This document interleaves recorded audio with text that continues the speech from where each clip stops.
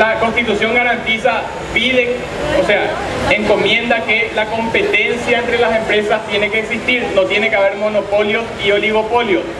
Desde el año 2003 hay proyectos de defensa de la competencia en el Congreso Nacional. Se presentaron 4 o 5 proyectos y el Congreso Nacional no ha sancionado ni un proyecto que cree un ente que impida la creación de monopolios y oligopolios. Hoy tenemos en el Paraguay varios oligopolios en el sector de los supermercados, en el sector de los medios de comunicación, en el sector de las telecomunicaciones, en el sector de la telefonía celular, en el sector de las semillas, y tendemos a monopolios de empresas privadas. No tenemos una ley antimonopolio porque el Congreso desde el 2003 tiene proyectos, pero no lo ha aprobado ni dictaminado. Hace 2 años tuvimos el caso de Casa Glutter, donde denunció este supermercado que los demás supermercados le estaban extorsionando para que suba los precios de sus productos, para que se equipare a los otros supermercados. Y si no hacía eso, los proveedores iban a dejar de proveerle. Eso se denunció, se pidió una ley de defensa de la competencia y no hubo caso. Hasta hoy no hay ley de defensa de la competencia, aunque haya proyectos. Lo más grave es que un gremio empresarial muy poderoso, FEPRINCO, elaboró un proyecto de ley de defensa de la competencia y lo canalizó al Congreso Nacional, y es el proyecto que está para salir en el Congreso. Y tiene una peculiaridad el proyecto de ley elaborado por la FEPRINCO, que el organismo que va a controlar va a ser designado por una junta de calificaciones, donde en la junta de calificaciones la mitad de los miembros son de la FEPRINCO. O sea, la FEPRINCO van a designar quienes le van a controlar a ellos en su actividad privada. Ese es el proyecto de ley que está en el Congreso que más está caminando actualmente y que probablemente apruebe el Congreso. Bueno, pasamos al tema del presupuesto. El Estado paraguayo tiene superpoder en el tema presupuestario. Es el que aprueba la ley del presupuesto, aprueba subir o bajar el presupuesto de cualquier entidad. Esto no ocurre en otros países. Otros países tienen presupuestos bianuales o quinquenales. El Congreso no puede manipular cada año. Acá el Congreso hace lo que quiere de acuerdo a su interés particular y electoral. Una cosa que hizo el Congreso en todos los años es el Poder Ejecutivo le envía un proyecto de presupuesto en septiembre y el Congreso termina aumentando 2 o 3 mil billones de guaraníes sobre ese presupuesto, pero no crea mecanismos de recaudación nuevos. Lo único que hace es aumentar los gastos, pero nunca aumenta la fuente de financiamiento. El resultado, entre muchos resultados de esto, es el gasto social, la inversión social. Paraguay tiene una inversión social en el año 2010 de $135 por habitante. El promedio de América Latina es $700. O sea, estamos muy lejos en salud, en educación, en vivienda, por la falta de recursos que el Estado impide su creación. Siguiente. Pero sin embargo, algunas entidades, algunas instituciones públicas sí tienen significativos aumentos presupuestarios. Es el caso de la justicia electoral. La justicia electoral en el 2008 pasó de 246 mil millones al 2011 539 mil millones de guaraníes. Y para el año que viene un aumento a 589 mil millones. Esto está en estudio todavía, pero fue lo que provocó una serie de movilizaciones de la gente en contra de dinero para operadores políticos en la justicia electoral. Sin embargo, el Congreso sigue financiando a este sector con mucho dinero público. Al mismo tiempo, al Poder Judicial también, al Ministerio del Interior y al Ministerio de Defensa son sectores privilegiados en la asignación de presupuesto. Bien. Sin embargo, para el programa Tecoporá, el programa que le asiste a la familia en extrema pobreza, el Congreso Nacional le aprobó presupuesto en el año 2011 solamente para 10 meses. O sea, el año tiene 12 meses y el Congreso le aprueba la transferencia monetaria para 10 meses. Para 6 meses, solamente para 6 meses. Al diputado Penner, cuando pidió permiso y pidió no cobrar su salario los meses que no trabajó, le obligaron a que cobre su salario los meses que no trabajó. A las familias en extrema pobreza le asignan presupuesto para 6 meses en el año 2011 y para 10 meses en el año 2012. Ni siquiera una transferencia de 200.000 guaraníes al mes para una familia en extrema pobreza le dan presupuesto para los 12 meses del año. En el caso de salud, el Ministerio de Salud tenía 700 unidades de salud familiar en el año 2011 y quería llegar a 900 unidades de salud familiar para llegar a más población en situación de pobreza. El Congreso rechazó esa ampliación de presupuesto y le denegó la posibilidad de crear 194 unidades de salud familiar para familias en situación de pobreza.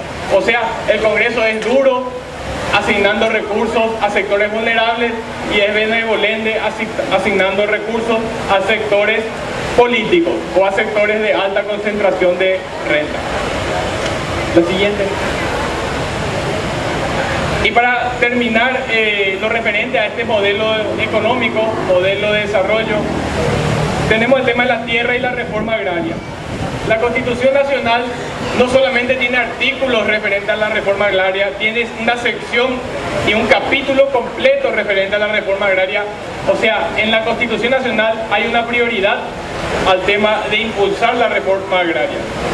En el artículo 114 dice que la reforma agraria es uno de los factores fundamentales para el bienestar rural. Ella consiste en la incorporación efectiva de la población campesina al desarrollo económico. La Constitución dice, el campesinado tiene que ser incorporado de forma efectiva y real a la economía nacional. No tiene que ser un modelo que le excluya, como es el modelo mecanizado. Tiene que ser incluido. Y el Estado se adoptarán sistemas equitativos de distribución, propiedad y tenencia de la tierra. Esto se dice en Paraguay. La Constitución dice, se adoptarán sistemas equitativos de distribución, propiedad y tenencia de la tierra. Todo lo contrario de lo que existe en el Paraguay. Siguiente. En el artículo 115 dice, de las bases de la reforma agraria, en el punto 1, se adoptará un sistema tributario y otras medidas que desalienten el latifundio y garantice el desarrollo de la pequeña y mediana propiedad rural. Además que se defenderá y preservará el medio ambiente. Siguiente. Finalmente, en el artículo 116, de los latifundios improductivos.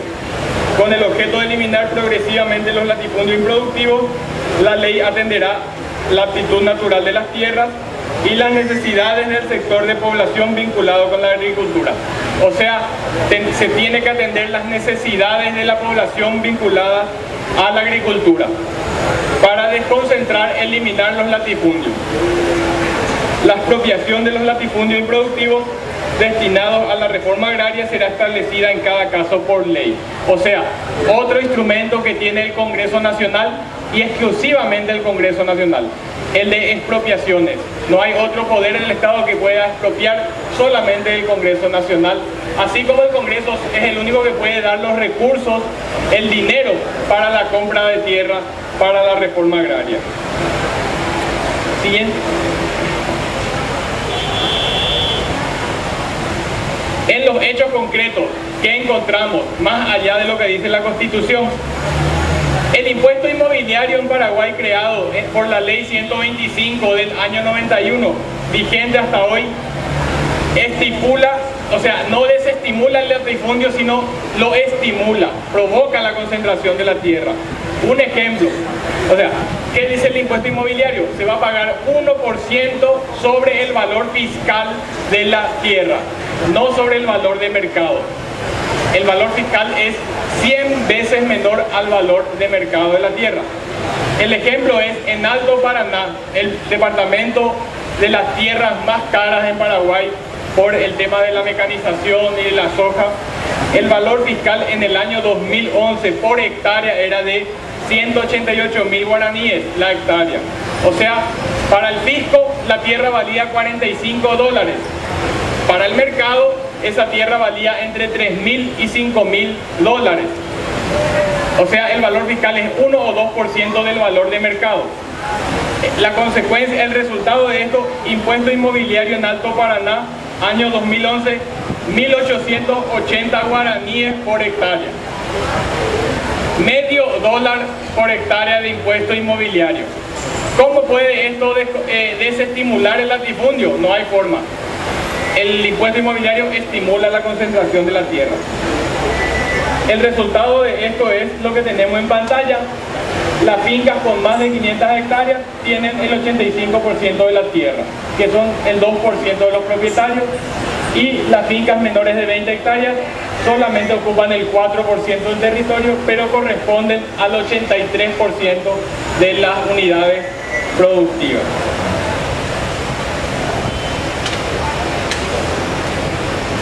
El Congreso es responsable de esta situación porque no otorga presupuesto para compra de tierra y no expropia tierras en favor de la reforma agraria. Cuando hay intentos de compra, como en el caso de las tierras de Teixeira en el departamento de San Pedro, el Congreso interpela al presidente Linder, hace toda una campaña para evitar la compra, critica, pero no da ninguna alternativa.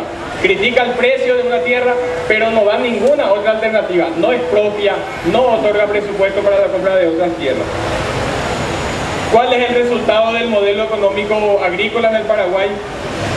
Cada vez se producen más productos para el mercado internacional, commodities, materia prima como la soja, el girasol, y cada vez menos alimentos para la población paraguaya.